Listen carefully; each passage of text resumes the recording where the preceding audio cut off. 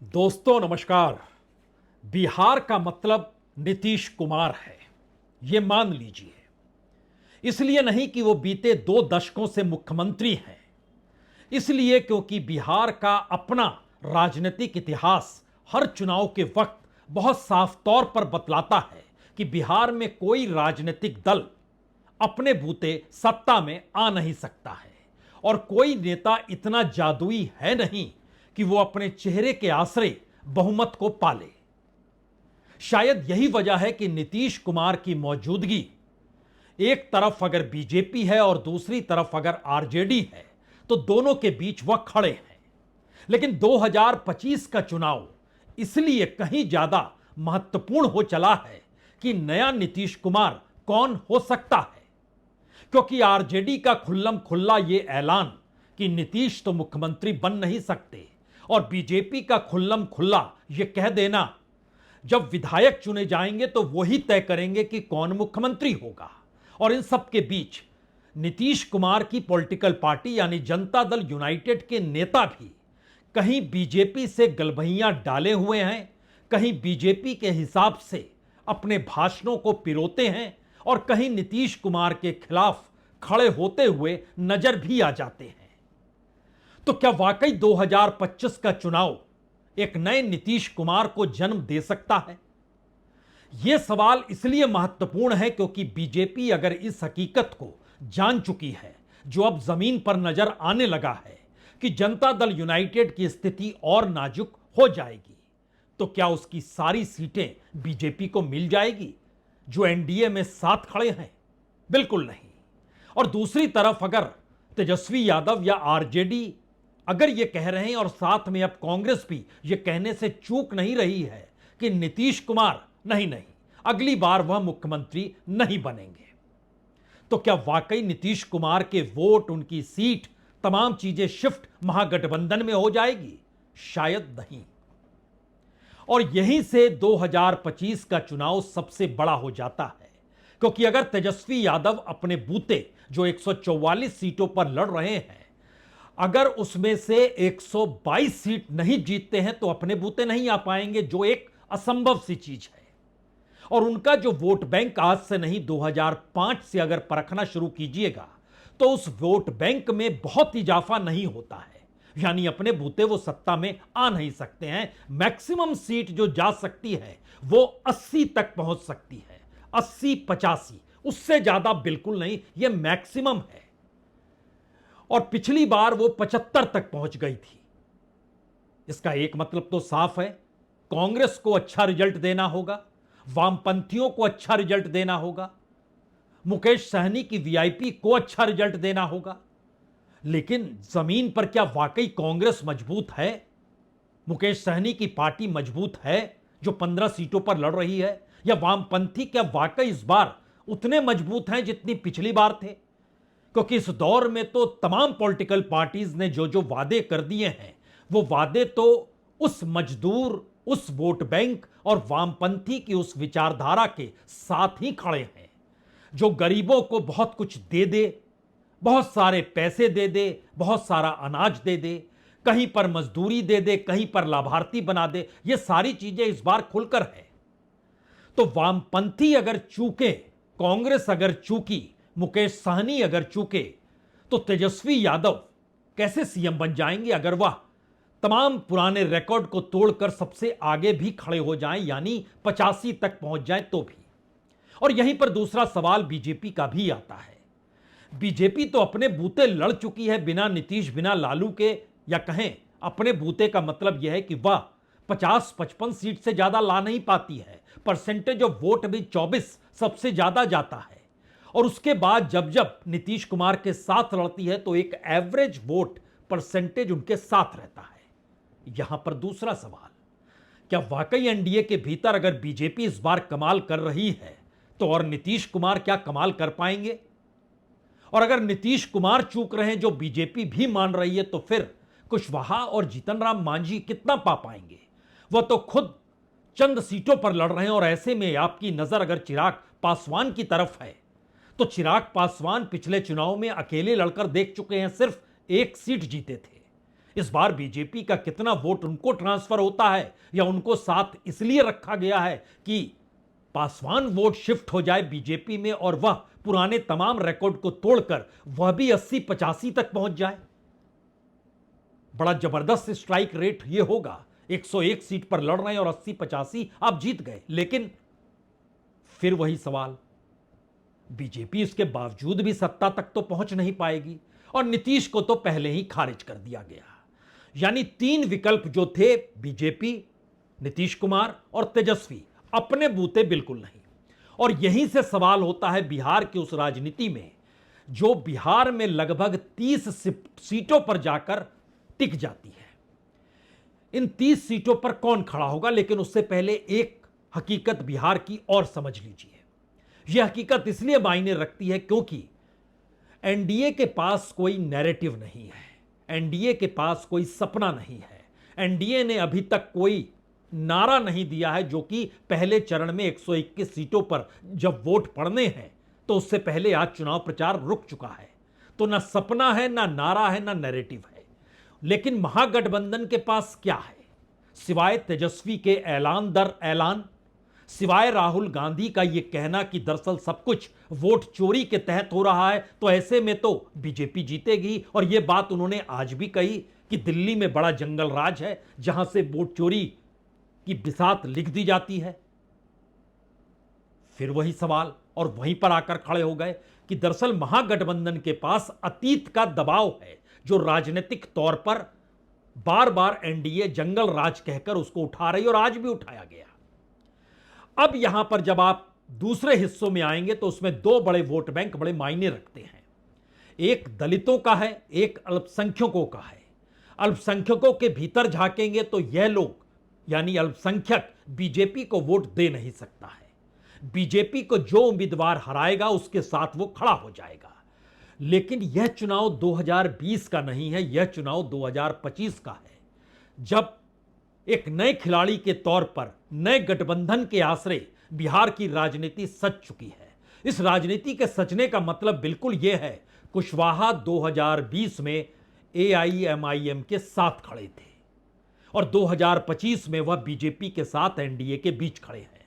मुकेश सहनी 2020 में बीजेपी के साथ खड़े थे, यानी निषाद और मल्ला वोट उस वक्त बीजेपी में शिफ्ट हो गया, जिसको बीजेपी अभी भी मानती है कि मुकेश सहनी चाहे उनको छोड़कर महागठबंधन में चले गए लेकिन वोट बैंक उनके साथ खड़ा है। यानी 2025 में आरजेडी कांग्रेस में मुकेश सहनी गए, शिफ्ट हुआ, लेकिन वोट बैंक गया या नहीं गया यह भी सवाल है। और तीसरी परिस्थिति प्रशांत किशोर के साथ जुड़ी है।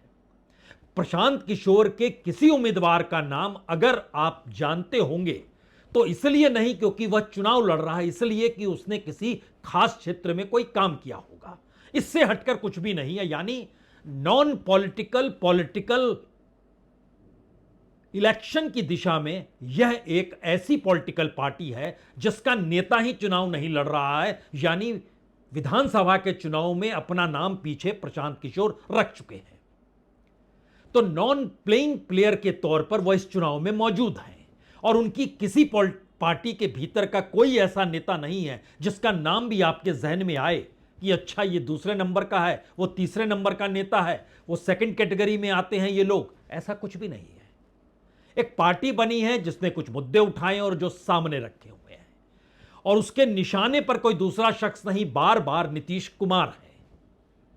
नीतीश कुमार को निशाने पर लेते हुए मौजूदा वक्त में बिहार के गवर्नेंस और करप्शन को आधार बनाकर बिहार में रोजगार और इकोनॉमिक डेवलपमेंट का जो सपना, जो नारे, जो नैरेटिव बनाने की कोशिश की गई है, उसके पीछे कोई अतीत का बैग एंड बैगेज नहीं है जो आरजेडी के कांधे पर है या कहें महागठबंधन के ऊपर जो अतीत का दबाव है। तो दबाव से मुक्त है और नया नैरेटिव साथ है जिसमें सपने भी हैं और नारे भी हैं। अब यहां पर सवाल शुरू बड़ा होता है। अगर अपनी अपनी जगहों पर हर पॉलिटिकल पार्टी आपको खड़ी नजर आ रही है 2020 की तर्ज पर और नीतीश कुमार कमजोर नजर आ रहे हैं, तो वह हिस्सा कहां जाएगा? दूसरी बड़ी बात, वामपंथी क्या वाकई उस तरीके से इस बार भी सामने उभर कर आ पाएंगे और जो छिटपुट पॉलिटिकल पार्टीज थी जिन्होंने अपना बदला है पाला, क्या वो दोबारा से उतनी सीटें पा पाएंगे? इन सवालों के बीच आपकी नजर एक झटके में नए नैरेटिव की दिशा में जाएगी ही। और सवाल उनके साथ यह नहीं होगा कि दरअसल वो किधर खड़े होंगे, इस तरफ या उस तरफ, इस तरफ वाले सपोर्ट करेंगे या उस तरफ वाले सपोर्ट करेंगे। क्योंकि जब बात एक बैलेंस की हो जाए और एक नए नीतीश कुमार की हो जाए, जो जिस तरफ जाएगा उस तरफ सरकार उसकी बन जाएगी, तो इसके लिए बहुत सीट नहीं चाहिए। क्योंकि हमने उससे पहले मैक्सिमम सीट तेजस्वी को दे डाली, मैक्सिमम सीट बीजेपी को दे डाली, 150 से 170 के बीच में इनकी सीटें जा रही है। उसके बाद कांग्रेस क्या 19 सीट जीत पाएगी? यह संभव सा सवाल है। क्या वाकई सीपीआई एमएल 12 सीट जीत पाएगी? बिल्कुल असंभव सी बात है। क्या वाकई अपने तौर पर जो कुशवाहा की पार्टी थी, जो जीतन राम मांझी की पार्टी थी, जो वीआईपी को सफलता मिली थी, मिल पाएगी? शायद यह भी एक सवाल है, कटघरा तो है। और इस पूरी प्रक्रिया के भीतर में अगला सवाल यह होगा, जिसके पास 25 से 30 सीट भी होगी, क्योंकि चिराग पासवान 29 सीटों पर लड़ रहे हैं, लेकिन उनकी राजनीतिक सफलता क्या वाकई 2 डिजिट तक उनको ले जा पाएगी? यह भी एक असंभव सी बात है मौजूदा वक्त में, कम से कम बिहार के राजनीतिक समीकरण और बिहार के भीतर गूंजते उभरते हुए मुद्दों को लेकर। यह ताकत किसी दूसरे के पास नहीं है, यह ताकत जनता के पास है। और शायद इसका एहसास हर बड़े नेता को हो चुका है। इसीलिए आज शुरू में हमें लगता है सबसे पहले एक बिल्कुल नए शख्स की हम आपको बात सुनाते हैं।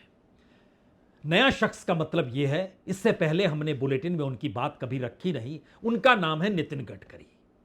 वह एक फार्मूला लेकर आए कि देखिए, मैं मंत्री नहीं होता, नरेंद्र मोदी प्रधानमंत्री नहीं होते, एनडीए सत्ता में नहीं होती, अगर आप लोगों ने यानी वोटरों ने यहां के इस व्यक्ति को नहीं जिताया होता तो। यानी एनडीए, बीजेपी, मोदी कैबिनेट के वरिष्ठ मंत्री जो बीजेपी के अध्यक्ष रह चुके हैं, उनको भी यह बोलना पड़ रहा है, वोटर ही सब कुछ है, इसको मानिए और समझिए। उसी पर सारी चीजें तय है। तो उलझी हुई चीजें ऐसी फ्लोट कर रही है बिहार के भीतर। तो पहले आज नितिन गडकरी की पहली बात, ये आपका पैसा है, आप मालिक है, हम सेवक है। आपके लिए ईमानदारी से काम करना, इसीलिए आपने हमको चुनकर दिया है। और मुझे बताइए कि ये जो कुछ काम हुआ इसका श्रेय मुझे है, जनार्दन सिंह जी को है, नीतीश कुमार जी को है, मोदी जी को है? नहीं, इसका श्रेय अगर किसी को है तो मेरे सामने बैठी हुई जनता को है। अरे आप जनार्दन सिंह जी को चुनकर नहीं देते, एनडीए की मेजॉरिटी नहीं बनती, मोदी जी प्रधानमंत्री नहीं बनते, और तो मैं मंत्री कहां से बनता? ये आपने बनाया, आपके कारण बनाऊं। अब आप सोच रहे होंगे कि दरअसल बीजेपी कितनी घबराई हुई है या एनडीए के भीतर कैसी हड़कंप मची है, क्योंकि दूसरी तरफ महागठबंधन के पास तो राहुल का सामाजिक न्याय का नारा है, तेजस्वी यादव सरीखा चेहरा है, मुकेश सहनी सरीखा अति पिछड़े वोट बैंक को साथ लेने की ताकत वाला शख्स खड़ा है, और लेफ्ट तो एक मजबूत वोट बैंक के साथ है जिसमें सीपीआई, सीपीएम, सीपीआईएमएल सभी तो खड़े हुए हैं। तो उसमें क्या दिक्कत हो सकती है? पहली दिक्कत तो यह है कि दरअसल जिन 121 सीटों पर परसों वोटिंग होगी, उसमें लालगंज में कांग्रेस और आरजेडी के उम्मीदवार आमने सामने हैं, वैशाली में आरजेडी और कांग्रेस के उम्मीदवार भी आमने सामने हैं, राजापाकार में कांग्रेस और सीपीआई आमने सामने है, रोसड़ा में कांग्रेस और सीपीआई आमने सामने है, बिहार शरीफ में कांग्रेस और सीपीआई आमने सामने है, बछवाड़ा में भी इसी तरीके से लेफ्ट के सामने कांग्रेस खड़ी और तारापुर में आरजेडी के सामने वीआईपी खड़ी है। 7 सीटों पर आपस में संघर्ष है। मैसेज क्या जा रहा होगा? जिन 18 जिलों में वोटिंग होनी है, उन 18 जिलों में वो शहरी मिजाज भी है जो पटना के भीतर भी जीता है, और अपने तौर पर वह अलग अलग जगहों पर वो मुंगेर हो सकता है, वह वैशाली भी हो सकता है, वह समस्तीपुर भी हो सकता है, वो बेगूसराय का शहर का मिजाज भी हो सकता है, वो नालंदा भी हो सकता है, वो गोपालगंज भी हो सकता है। इन 18 सीटों पर 121 सीटों, 18 जिलों की 121 सीटों पर जहां पर वोटिंग होनी है, वहां का सच यह है कि पिछली बार महागठबंधन आगे था, लेकिन कितना आगे था? 61 सीटों पर उसको जीत मिली थी। एनडीए को 59 सीटों पर जीत मिली थी, जिसमें बीजेपी सबसे ज्यादा 32 सीट जीती थी, और महागठबंधन में जो 61 सीट मिली थी उसमें आरजेडी सबसे ज्यादा 42 सीट जीती थी। यानी आरजेडी का पहला परीक्षण इस पहले चरण में ही पूरे तरीके से हो जाएगा, क्योंकि इसके बाद के दूसरे चरण में उसके पास जो सीटें थी वह 33 सीटें थी, इस बार 42 सीटें हैं। अब यहां से एक नया सवाल खड़ा होता है, क्या वाकई प्रशांत किशोर की जन स्वराज पार्टी की इतनी ताकत है? जहां हम इतनी ताकत का जिक्र कर रहे हैं तो एक वोट बैंक मैटर करता है, और जाति और धर्म के आश्रय क्लास मैटर करता है, जिसको वामपंथी वर्ग के आश्रय जोड़ते थे और वर्ग संघर्ष के आश्रय उन्होंने चीजों को खड़ा किया।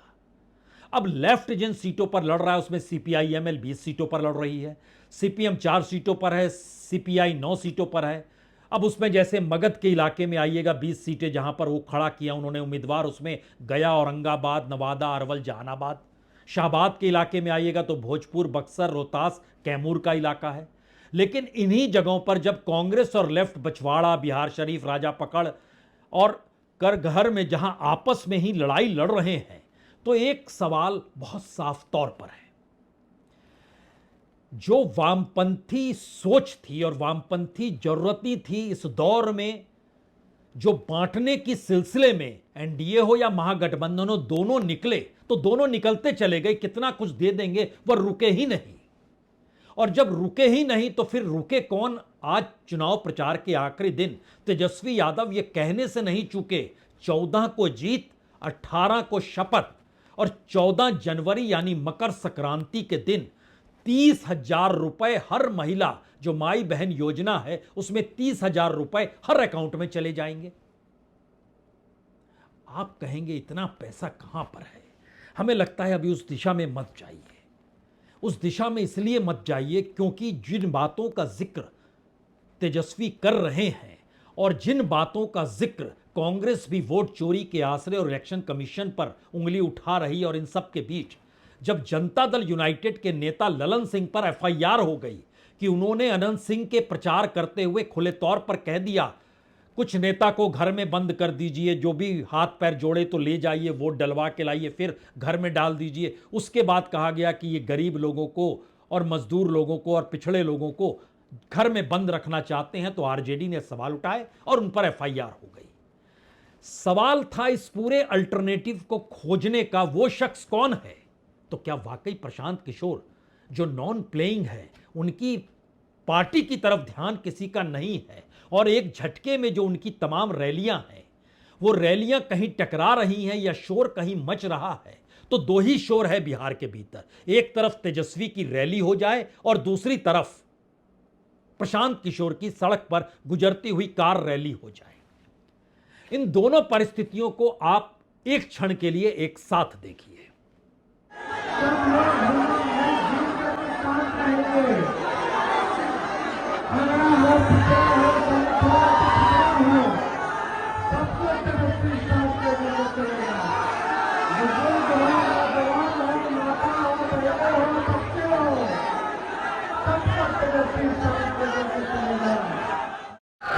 तेजस्वी यादव पोस्ट रिटायरमेंट अपने लिए क्या करेंगे ये बता दें। अब चुनाव हार रहे हैं, कुछ भी बोल रहे हैं। पहले 2,500 रुपया देंगे, फिर नौकरी देंगे, अब 30,000 रुपया देंगे।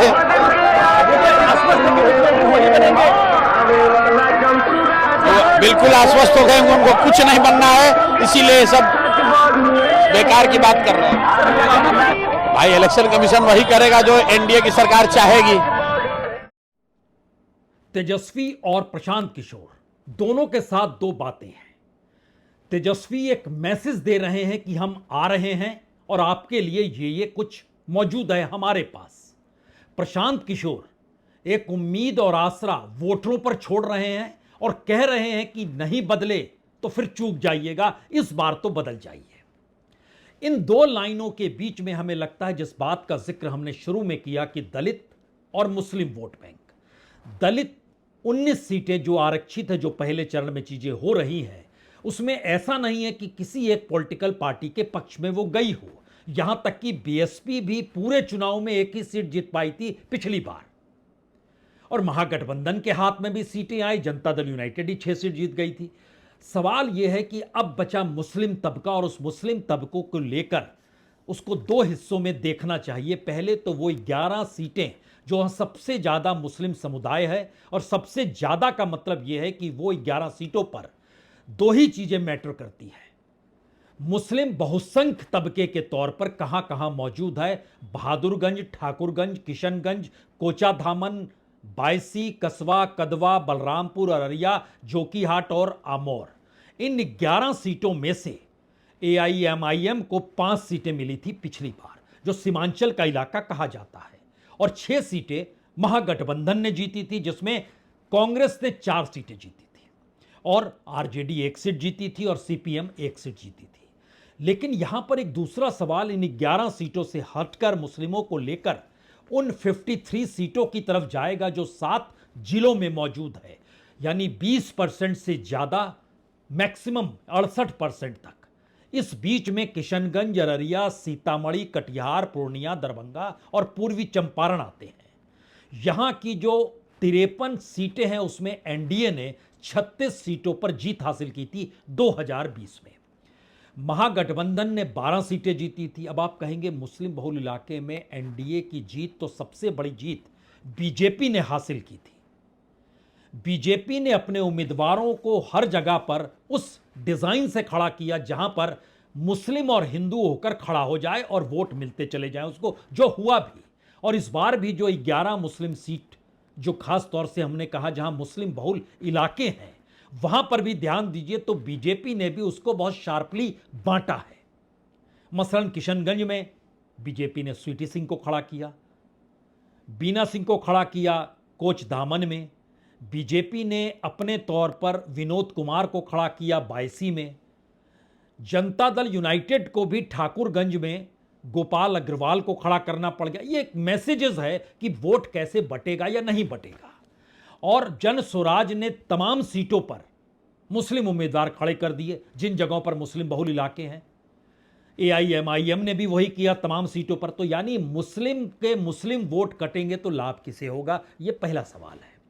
दूसरा बड़ा सवाल इन सब के बीच यह है कि अगर इस पूरी प्रक्रिया के भीतर यह मैसेज कहीं जा रहा है कि बिहार का चुनाव एक नीतीश कुमार का तो अक्सर चाहता है, और जब वो अक्सर किसी नीतीश कुमार की खोज में निकलता है तो उसके पीछे वो खड़ा हो जाता है। और एक वक्त नीतीश कुमार ने एमवाय समीकरण इसीलिए खारिज करवा दिया बिहार के चुनाव में, क्योंकि वही सत्ता में आएंगे। और जो भागलपुर के दंगे हुए थे उसमें जो आरोपी थे, उन आरोपियों की जाति जो थी वो एमवाय समीकरण के साथ जुड़ी थी। उनको सजा देकर उन्होंने एक मैसेज दिया और मुस्लिम फिर उनके पक्ष में आकर वोट डालते चले गए। लेकिन इस बार बिहार का चुनाव इसलिए अलग है क्योंकि यहां पर एमवाय समीकरण, पिछड़ा, दलित, इस हिसाब से नहीं बल्कि मुद्दे हावी होते चले जा रहे हैं। और इन मुद्दों को बनाने में तेजस्वी की भी बड़ी भूमिका है। लेकिन तेजस्वी मंडल से निकली हुई पार्टी को संभाले हुए हैं और नए मुद्दों के आसरे प्रशांत किशोर खड़े हैं। तो क्या वाकई जो वाइवल डाइवल स्थिति तकरीबन बिहार की 40-45 सीटों पर, जिसमें नीतीश कुमार की लगभग 25 से 30 सीटें वाइवल डाइवल और दूसरी तरफ 15 सीटें जो अलग अलग छिटपुट राजनीतिक दल हैं, जो छत्रपों के तौर पर जिनकी मौजूदगी, और जहां वामपंथियों की भी मौजूदगी और सीपीआई एमएल की भी मौजूदगी है, उसके 15 सीट, ये सीटें कहां कैसे किस रूप में जाएंगी, यह सवाल जब उभर रहा है तो कांग्रेस शायद इस नब्ज को अपने तरीके से पकड़ना चाहती है। इसीलिए राहुल गांधी ने आज पहली बार कहा, जंगल राज बिहार में बिल्कुल नहीं, जंगल राज तो दिल्ली में है और उसका असर कहीं बिहार चुनाव में नजर ना आ जाए। जंगल राज कहां है मैं आपको बताना चाहता हूं। जंगल राज नरेंद्र मोदी ने दिल्ली में लागू किया है। दिल्ली में लागू किया है कैसे? वोट चोरी करके।